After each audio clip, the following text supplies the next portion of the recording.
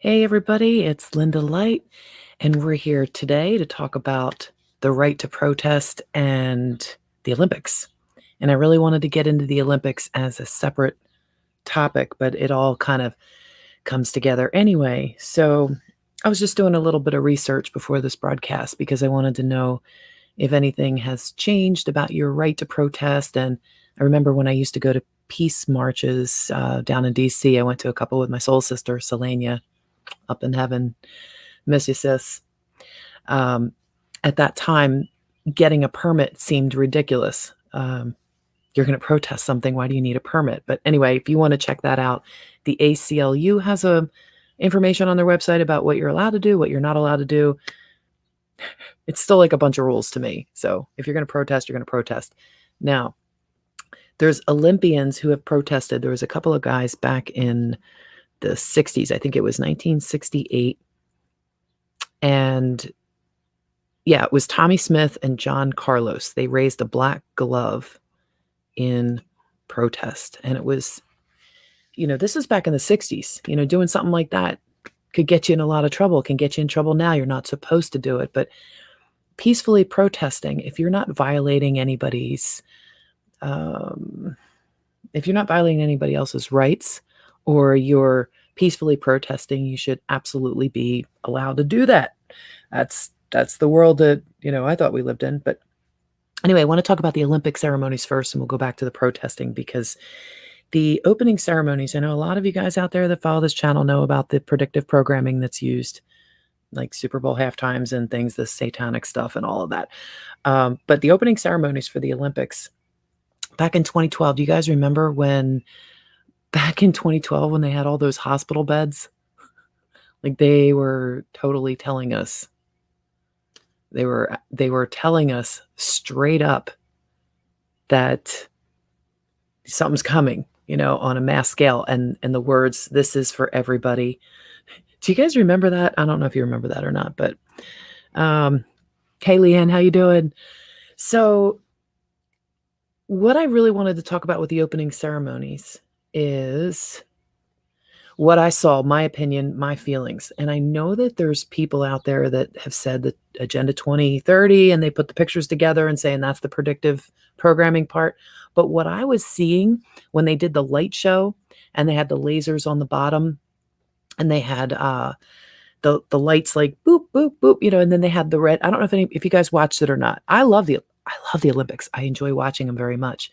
But they had a part to me where it just felt all like transhumanism. The whole thing seemed like they were showing what it's like to be inside a human, to be inside a computer. And this was the part where, if you watch the opening ceremonies, where you'll see they had red strings around them and they were unwinding, and it was like they were in the blood vessels, like the way they were showing it was kind of, and then they were like computer. It just felt very digital. I don't know. So if you guys felt that too, yeah. Don't worry, Leanne. If it goes out, you can always watch the playback. But thanks for being here with me. So listen, I'm watching the Olympics with my mom, and we're seeing things like, those masks that they're wearing. If you're watching them, if you're not watching them, I understand, out of protest, and it's really become like a horse and pony show, and it's sad. It's very sad that these athletes have to go through this. They've trained their whole lives for this. They had, lifelong dreams to be Olympians and represent their countries. And now it's like it's they're being made to be commodities. And I'm not saying that they weren't like this all along and we just didn't see it, but it's so obvious to me now. When I see it, I'm seeing their how they're parading them. They're putting them up like cattle. If you watch the cameras, if you're watching some of the swimming events or anything like that, they get out of the pool, and it's like they have to go right away over to, the next area. If they're going to go talk to the reporters, it's like they have to go through this little, walkway thing, and down here and right to the reporters. They're still dripping wet. They're still out of breath, and they're being handed masks. Like, you have to wear the mask all the time. And it's a sin, because some of them are trying to huff and puff for breath, and the mask is going in their face. And it's like, it's crazy. It's ridiculous that what they're doing to them. And I see some of the people, I've been watching them because I was on security detail and things. So I know what these floor and door security people have been trained and what they're doing and the way they're holding their clipboards out, like somebody's like one of the athletes is going to rush through before their name is called or something. I don't know. It's like ridiculous. So, okay, that was one thing, the floor and door security. They're treating them like cattle. There's a TikTok video from Jasmine Sawyer or Sanders. I forget her name. She's from Great Britain, but I want to share this with you. I want you to see what they're going through right now as far as the athletes and from their perspective. And she's putting it out there just to show us what's going on. But I believe the women's gymnastic team left the hotel because the restrictions were so tight. But here, I'm Jazz, and I'm currently in Japan for the Tokyo Olympics. Here are some of the COVID protocols that we have to follow. Firstly, we take a PCR test every single day, and it has to be submitted before 10 a.m, so no long lines. Then we take our temperature and enter it into the daily questionnaire on the app to go to the Japanese government so that they can keep track of what we're doing and where we are. There is hand sanitizer absolutely everywhere, and you have to wear masks at all times unless you're eating or training. And when you're eating, you have to eat behind these plastic screens. You're also not allowed to serve yourself food. This is all for safety. We're not allowed to leave the team hotel at all, apart from one supervised walk or for training, and the walk goes from where I'm pointing over there to the cones on that side, so you can kind of walk back and forth, but it's not very far. If you want to get outside while you're at the hotel, then we have access to this balcony, which we share with all the other sports, but you have to keep your mask on. If you want to do media, you have to do it either via Zoom or in a room with just one other person instead of a full film crew, and we're restricted to a few floors of the hotel, and we can't interact with the public in any way. Now, isn't that just sad? Isn't that sad? I have my own opinions. When I saw this a couple days ago, that video went out. It was going through Telegram and a few of the chats that I'm in there. It's sad. They're being so restricted to be quarantined and kept they're under the guise of being kept safe, and it's not that I'm laughing at it. They should be kept safe. That's great. But while they're playing the national anthem and they're standing there with these big ass masks on their face, and then they're allowed to take them off for their picture. Like, what's the difference between taking it off for the anthem? Like, there's nobody else standing up there with them. The podiums have them separated at least 6 feet apart from each one. They're playing the anthem. All the cameras are on them. Well, you know what the cameras are doing too now is they're zooming into their faces so close that you're looking at their tear ducts because, let's look and, let's just zoom in and look at every pore on their face. We don't need to see that. These guys are being treated like they're spectacles, and it's sad because this is the footage that they're going to have for the rest of their lives. Them speaking to reporters and the national anthem playing and what they worked really hard for. And it's sad to me. It's so obvious that they're trying to make it obvious to people how ridiculous it is. If you think about it, too, they're getting tested every day, right? But if you're going to create a superhuman, where's the best place to collect DNA for your experiments, right? All the athletes around the world, the best of the best, are there, and they're not consenting to giving their DNA, but that's exactly what they're getting, their DNA, every single day, according to that last video that I just showed you. So if one wants to subscribe to those types of conspiracy theories, then there you go. They're getting all their DNA collections.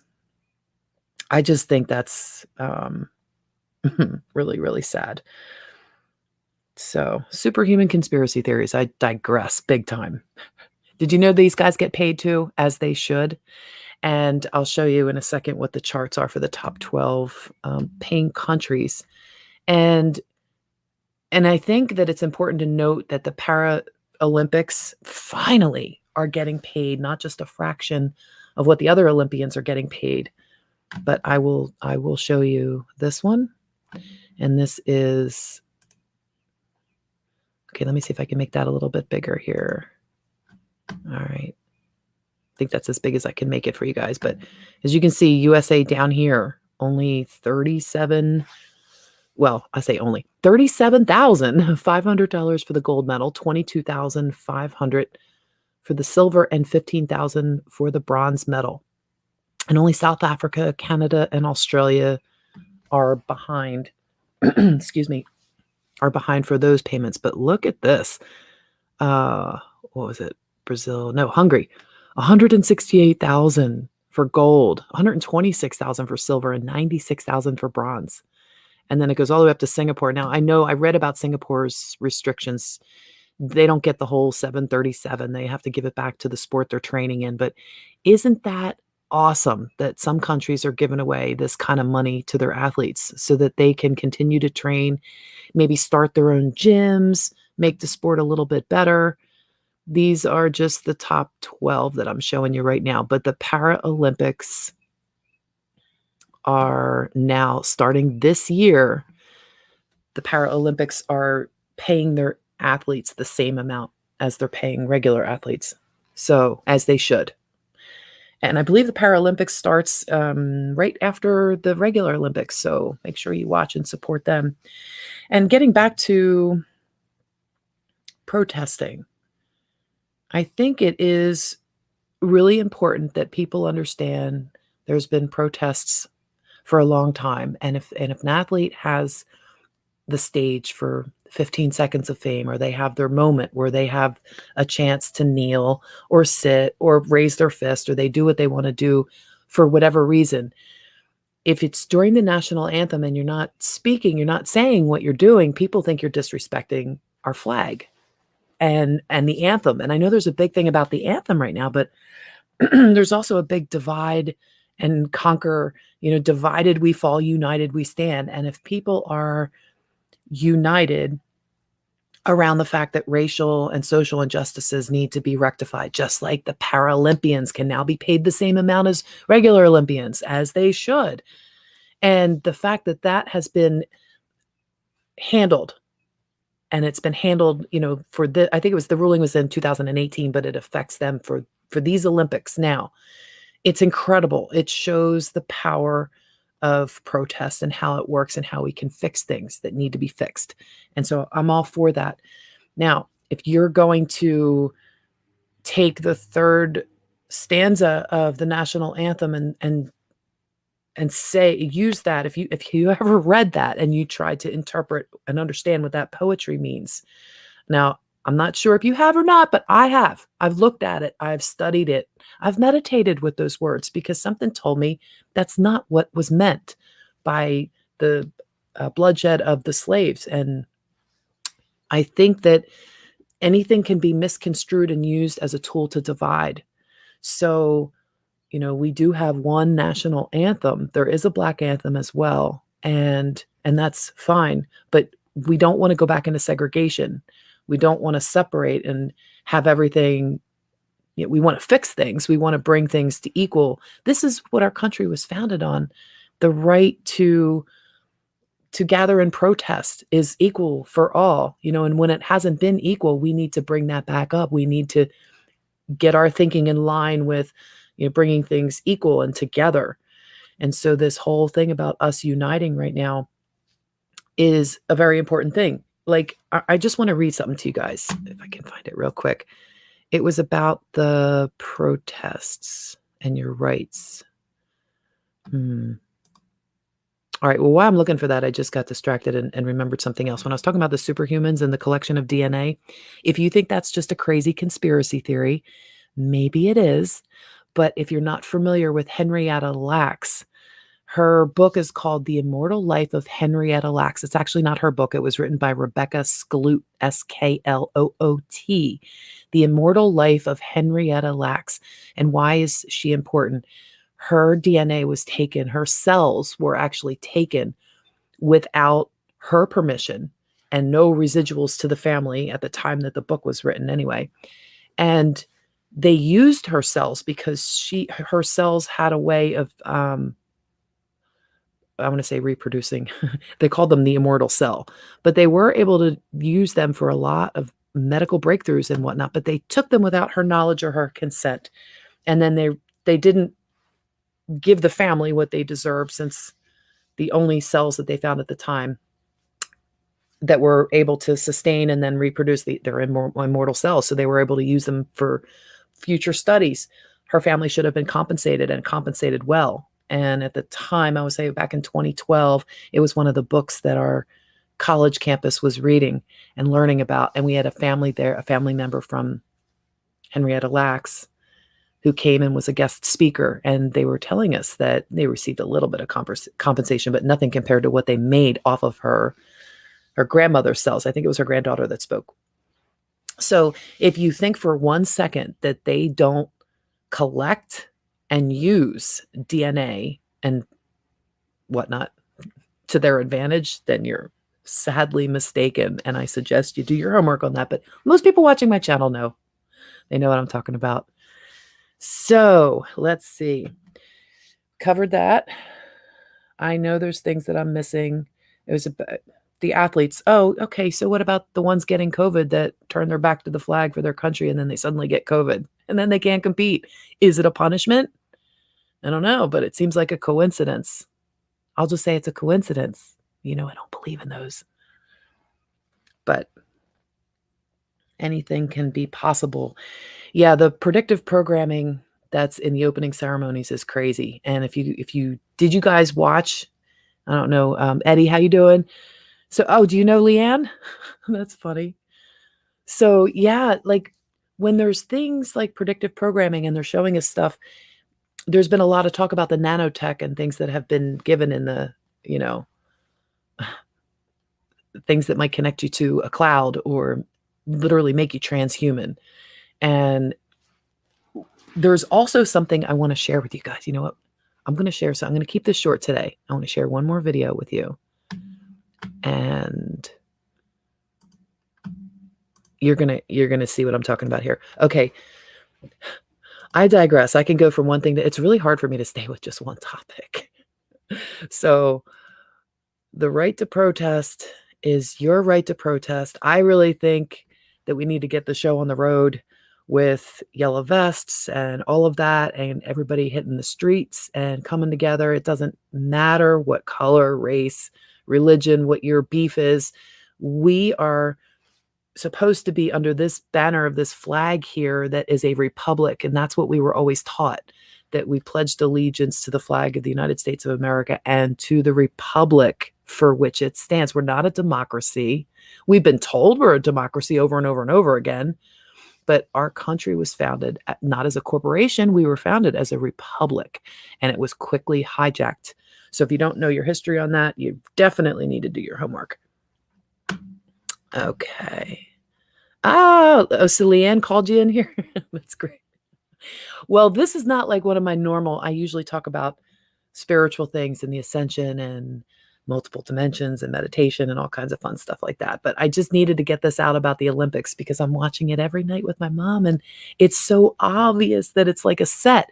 They have these cameras in these athletes' faces that are literally like 2 feet from their faces, and they're supposed to be competing. How do you compete when you have a cameraman standing this close to you? Or when you're done competing and you're waiting for the scores, it's like if they pick a wedgie or something, or what, this camera zooming right in on it, it's like they have no privacy. And okay, when they're out there competing, yes, and the camera can zoom and all of that. But when they go backstage and they're trying to get ready and they're just like with the camera in their face, and I think they should be allowed to have a little bit of privacy back in those rooms before and after they compete. And they're just treated like crap. Anyway, I want to get back to this. All right. I want to show you this video at the end here.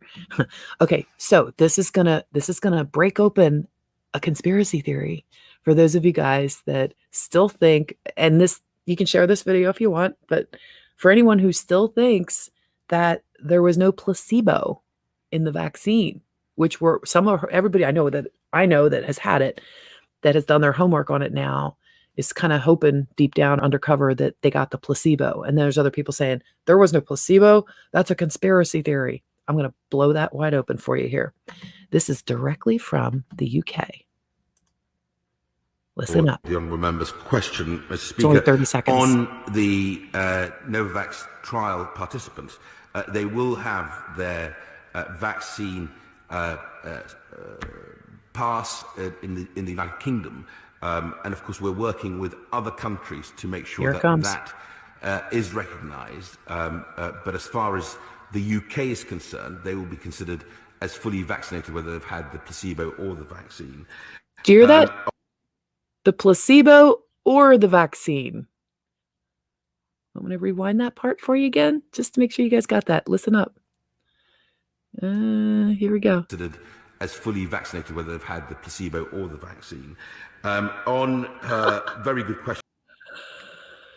You heard that, right? I played it twice. Whether they've had the placebo or the vaccine. That's coming straight from the UK government.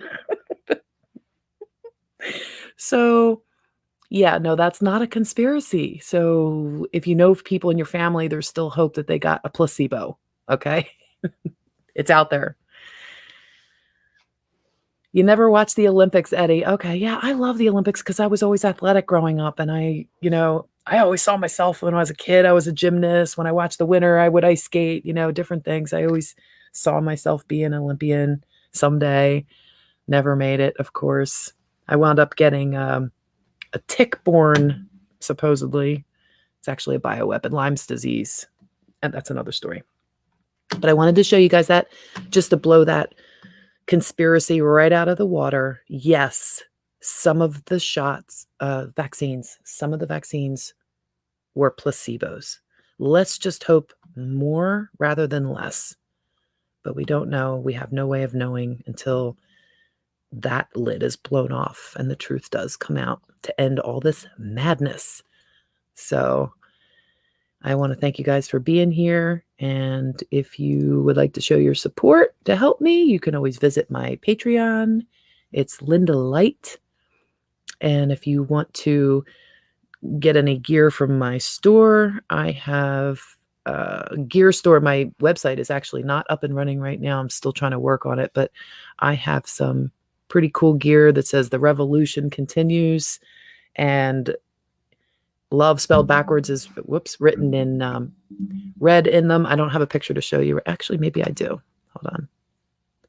I'll show you a quick picture. Oh yeah, I do have it. How do I share that one? Let's share. Here we go.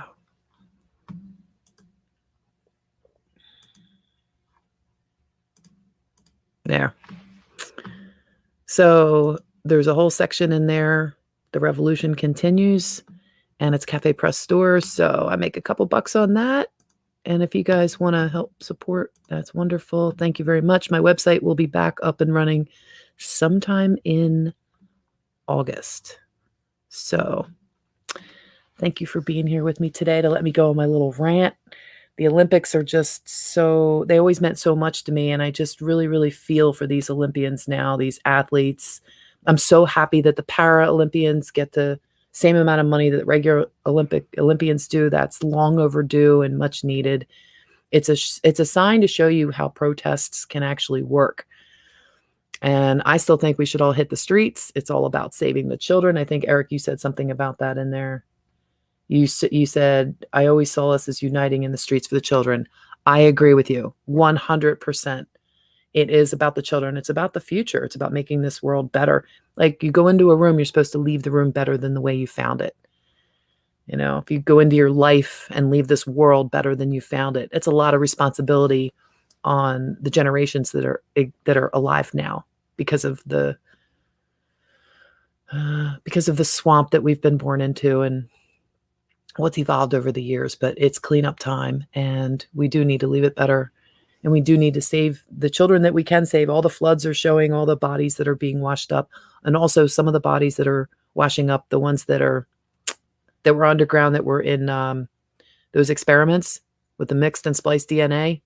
Yeah, some of those are washing ashore too in other countries. And I know they're trying to put a lid on that, but the evidence is out there. The pictures are coming in, and it's really, really sad. So there is going to be some denial at first, but we'll get through it. We'll all get through it together, and we'll probably will be hitting the streets because our government just keeps kicking the can. I say government. Those in charge don't seem to want to reveal the truth. They seem to think that, us American people are like stupid and that we can't handle the truth. even though most of us know it. We're trying to wake up other people. I think the people that aren't awake can still handle it. We've handled it. They can handle it. So I keep saying it's time to rip the Band-Aid off now. Let's do this. If we get enough support and people that want to hit the streets and do it, I say screw the forms that you have to get, the permits, the fees you have to pay. I heard about the one in oh God, I can't remember the country right now, but they had about 1,000 cars just pull up and park, and everybody just left. So, okay, the police have a right to interfere, according to the ACLU's website, with protesting. The police have a right to stop your protest if you're blocking traffic or you're stopping people from entering a building if it's a federal building, or if you're making too much noise. Or okay, so we're allowed to protest, but there's restrictions. It's peacefully protesting. I say everybody just gather. Let's do it. Let's get it going. There's other countries. We're late. We're late. Like the sleeping giants that can't seem to get out of bed. It's like one of those mornings. Yeah. Children's bodies on Epstein's Island. And in the Epstein Island, in that area, there's about a dozen islands just like his, and Joe Biden owns one of them. Yeah. It's pretty terrible. Yep. Okay, very good. Well, I'm glad you're talking to your higher self, Eddie. That's awesome. Your higher self, that's where you get your claircognizance and your knowledge, your inner knowledge. You just know what you know. So I'm glad that you know. And once you know, you'll always know. So just be a little bit better today than you were yesterday. And I will see you guys next time. Thanks for joining me. Have a great day. Namaste. Blessings and peace. I love you guys.